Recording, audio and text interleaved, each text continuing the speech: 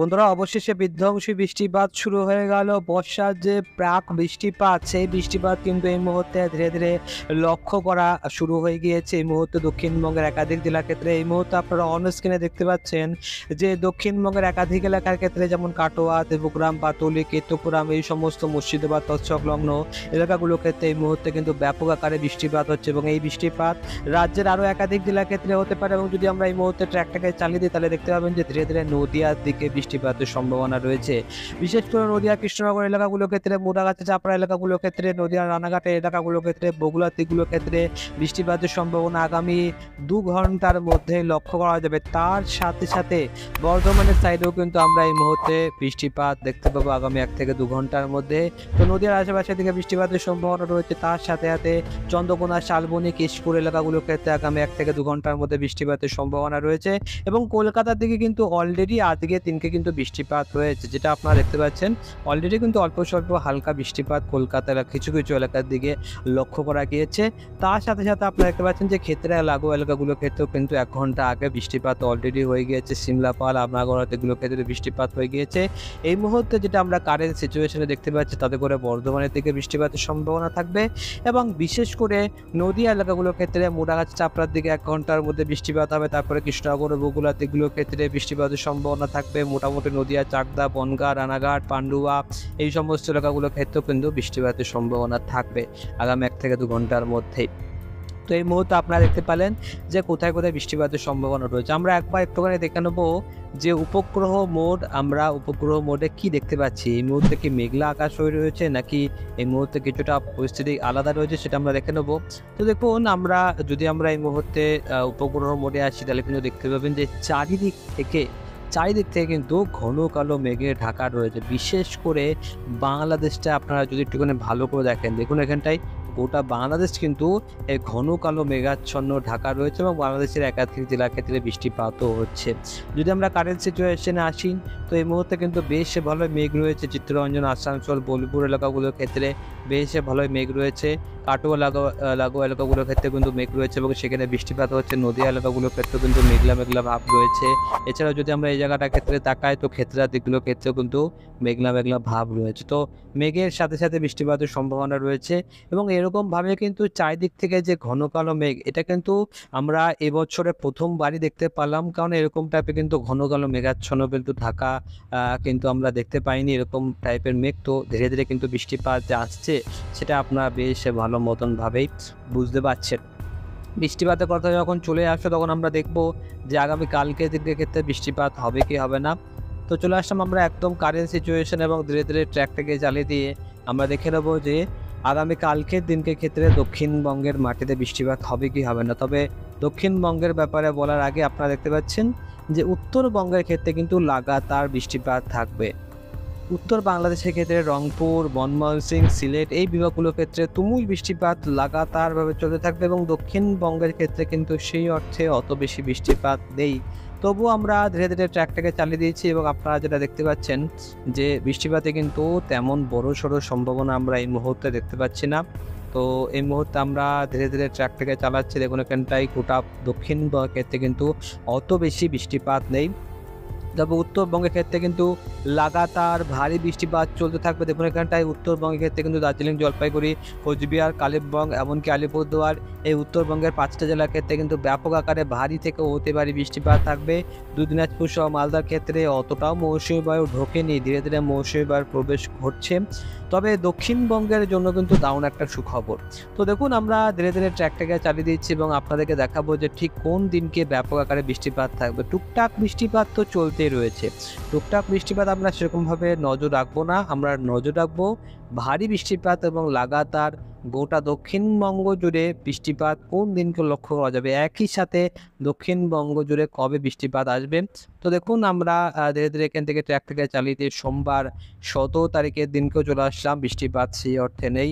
মঙ্গলবার 18 তারিখের দিনকে ক্ষেত্রেও চলে আসলাম। দেখুন এখানটায় মঙ্গলবার 18 তারিখের দিনকে অল্প স্বল্প বৃষ্টিপাত লক্ষ্য করা যাচ্ছে এবং দেখুন মঙ্গলবার 18 তারিখের দিনকে ক্ষেত্রে কিন্তু লাগাতার ভারী বৃষ্টিপাত ধীরে ধীরে উড়িষ্যা থেকে দক্ষিণবঙ্গের ক্ষেত্রে কিন্তু প্রবেশ করতে আরম্ভ করে দিচ্ছে। দেখুন এখানটায় ব্যাপক আকারে দক্ষিণবঙ্গের একাধিক জেলা জুড়ে বৃষ্টিপাতের সম্ভাবনা দেখা যাচ্ছে, যার মধ্যে খড়গপুর রয়েছে, কোলাঘাট রয়েছে, কলকাতা, চন্দননগর, আরামবাগ এই সমস্ত এলাকার ক্ষেত্রে ব্যাপক বৃষ্টিপাতের সম্ভাবনা রয়েছে।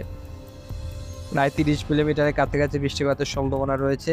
এখান থেকে আমরা ধীরে ধীরে ট্র্যাকটাকে চালিয়ে দিয়েছি, দেখতে পাচ্ছেন বুধবার 19 তারিখে চলে আসলাম। তো বুধবার 19 তারিখের দিনের ক্ষেত্রেও কিন্তু বৃষ্টিপাত চলবে। তো দক্ষিণ পশ্চিম মৌসুমী বায়ু চলে আসছে ধীরে ধীরে।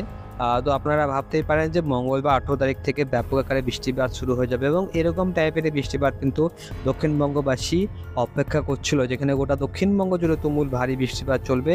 বাংলাদেশের ক্ষেত্রে তো বৃষ্টিপাত চলতেই আছে। দেখুন এখানটায় লাগাতার পরপর প্রত্যেকটা দিন এবারে বৃষ্টিপাত শুরু হয়ে যাবে। মঙ্গলবার আমরা দেখতে পেলাম, বুধবার দেখতে পেলাম, এবং বৃহস্পতিবার দিনকে ক্ষেত্রেও কিন্তু বৃষ্টিপাত চলবে, হালকা থেকে মাঝারি বৃষ্টিপাত চলবে। শুক্রবার দিনকে দেখব কি হয়। তো দেখুন শুক্রবার দিনকে ক্ষেত্রেও কিন্তু বৃষ্টিপাতের সম্ভাবনা রয়েছে। তো ওভারঅল দক্ষিণবঙ্গের ক্ষেত্রে কিন্তু রাজ্য জুড়ে এই মুহূর্তে বৃষ্টিপাতের সম্ভাবনা আমরা দেখতে পাচ্ছি, এবং মোটামুটি ব্যাপক আকারে ভারী বৃষ্টিপাতের সম্ভাবনায় রয়েছে। যদি আমরা এই মুহূর্তে একটা নজর রাখি বৃষ্টিপাতের পরিমাণের ক্ষেত্রে, তো পরবর্তী 5টা দিনে দেখুন এখানটায় পরবর্তী 5টা দিনে কলকাতার ক্ষেত্রে 0 মিলিমিটার একদমই বৃষ্টিপাতের সম্ভাবনা নেই।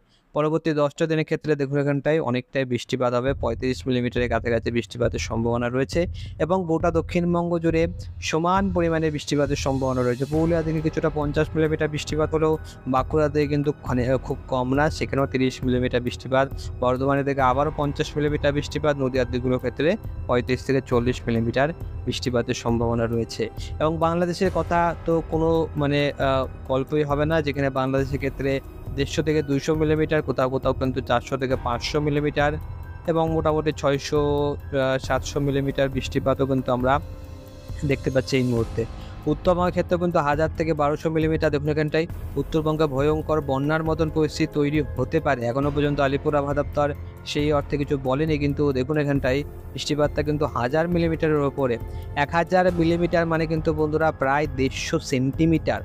150 সেন্টিমিটার মানে আপনারা বুঝতে পারছেন যে কতটা ভয়ঙ্কর ভারী বৃষ্টিপাতের সম্ভাবনা রয়েছে। তো উত্তরবঙ্গের ক্ষেত্রে কিন্তু ব্যাপক বৃষ্টিপাতের সম্ভাবনা রয়েছে। এখানটায় শিলিগুড়ির ক্ষেত্রে দেখতে পারলে শিলিগুড়ির ক্ষেত্রে 500-550 মিলিমিটার বৃষ্টিপাতের সম্ভাবনা রয়েছে।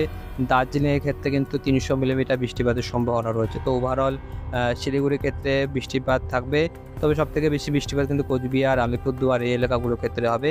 আলিপুরদুয়ারের ক্ষেত্রেও কিন্তু 1500 মিলিমিটার বৃষ্টিপাত। দেখুন এখানে 1500-1600 মিলিমিটার বৃষ্টিপাত প্রায়, আর কোচবিহারের ক্ষেত্রে প্রায় এখানটায় 1100 মিলিমিটার। তো এখানটায় 1500 মিলিমিটার 1600 মিলিমিটার বৃষ্টিপাত আমরা দেখতে পাচ্ছি। ধূপগুড়ির ক্ষেত্রেও 1200 মিলিমিটার, জলপাইগুড়ির ক্ষেত্রেও 900 মিলিমিটার বৃষ্টিপাত। তো ব্যাপক বৃষ্টিপাতের সম্ভাবনা রয়েছে উত্তরবঙ্গের ক্ষেত্রে, এবং 2 দিনাজপুর সহ মালদার ক্ষেত্রেও বৃষ্টিপাত থাকবে। তুলনামূলকভাবে কিন্তু বাংলাদেশের ঢাকাতে মাত্র 40 মিলিমিটার বৃষ্টিপাতের সম্ভাবনা রয়েছে। এবং দেখুন এখানটায় দীঘা, মন্দারমণি, কন্টাই, হলদিয়া দুগুলোর ক্ষেত্রে বৃষ্টিপাতের তেমন কোনো সম্ভাবনা নেই, এবং ধীরে ধীরে কিন্তু বর্ষার অগ্রগতি নিয়ে নেবে। দেখুন এখানটায় বর্ষা ধীরে ধীরে যে এগোচ্ছে সেটা আপনারা দেখতে পাচ্ছেন। মোটামুটি 5 দিনের মাথায় ধীরে ধীরে কিন্তু মৌসুমী বায়ুর প্রাক বর্ষার যে বৃষ্টিপাত সেটা শুরু হয়ে যাবে, এবং তারপরে 5টা দিনের মধ্যে কিন্তু ব্যাপক আকারে বর্ষা ঢুকে যাবে। তো কিছুদিন অপেক্ষা করতে হচ্ছে।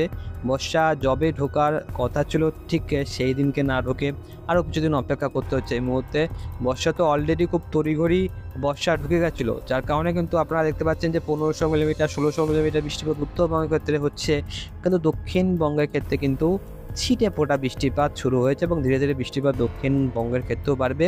এবং আলিপুর আবহাওয়া দপ্তর আগে থেকে বার্তা দিয়ে দিয়েছে যে এল নিনো চলে যাওয়ার পর লা নিনা যখনই আসবে তখনই কিন্তু বন্ধুরা ধীরে ধীরে মৌসুমী বায়ু কিন্তু আরও বেশি তীব্রতর হবে, যার ফলে এবছরে কিন্তু এই মুহূর্তে পাওয়া লেটেস্ট আপডেট অনুযায়ী এবারে বর্ষাটা অতিরিক্ত হতে চলেছে। 106%, মানে 6 থেকে 10% মতো বৃষ্টিপাত বেশি হতে পারে, এমনটাই অনুমান করছে আবহাওয়াবিদরা। তো দেখুন আমরা দক্ষিণবঙ্গের লেটেস্ট রিপোর্টটা পেয়ে গেছি, এবং দক্ষিণবঙ্গের লেটেস্ট রিপোর্টে আলিপুর আবহাওয়া দপ্তর হালকা থেকে মাঝারি বৃষ্টিপাতের সতর্কবার্তায় দিয়েছে। এখানটায় কিন্তু হালকা থেকে মাঝারি বৃষ্টিপাতের সতর্কবার্তা সব জায়গায় দেওয়া রয়েছে, এবং এই মুহূর্তে কিন্তু আমরা তাপপ্রবাহের সতর্কবার্তা দেখতে পাচ্ছি শুধুমাত্র পশ্চিম মেদিনীপুরের ক্ষেত্রে। ঝাড়গ্রামের ক্ষেত্রে তাপপ্রবাহ থাকবে পশ্চিম মেদিনীপুর, ঝাড়গ্রাম, পুরুলিয়া, পশ্চিম মেদিনীপুর, ঝাড়গ্রাম, পুরুলিয়া, বাঁকুড়া, পশ্চিম মেদিনীপুর, ঝাড়গ্রাম, পুরুলিয়া, বাঁকুড়া, পশ্চিম বর্ধমান, পূর্ব বর্ধমান। তো এখনও পর্যন্ত টুকটাক তাপপ্রবাহ কিন্তু চলতে পারে, বীরভূমের ক্ষেত্রে কোনো তাপপ্রবাহ থাকবে, মুর্শিদাবাদ নদীয়ার ক্ষেত্রে কোনো রকম তাপপ্রবাহ নেই। সেখানে শুধুমাত্র বজ্রবিদ্যুৎ সহ বৃষ্টিপাতের সতর্কবার্তায় দেওয়া রয়েছে। তো ওভারঅল আপনারা যেটা দেখতে পাচ্ছেন যে বৃষ্টিপাত ধীরে, ধীরে শুরু হয়ে যাবে। তবে এখনো পর্যন্ত কিন্তু সেই পুরোদমে বৃষ্টিপাত শুরু হতে, হতে এখনো পর্যন্ত আপনাদেরকে 4 থেকে 5টা দিন অপেক্ষা করতে হবে। তারপরে ধীরে, ধীরে কিন্তু আপনারা যেটা দেখতে পেলেন যে দক্ষিণবঙ্গ জুড়ে কিন্তু একই সাথে তুমুল ভারী বৃষ্টিপাতের বিপর্যয় নেমে আসবে। তো আমরা আজকের এই ভিডিওতে এইটুকু লেটেস্ট আপডেট দিতে পারছি। পরবর্তী ভিডিওতে আমরা আরও বেশি ভিডিও অ্যাকুরেটলি লেটেস্ট আপডেট দেওয়ার চেষ্টা করব। তো অবশ্যই আপনারা স্টে টিউন থাকবেন, চ্যানেলটাকে সাবস্ক্রাইব করার সাথে সাথে অল নোটিফিকেশন অন করে রাখবেন।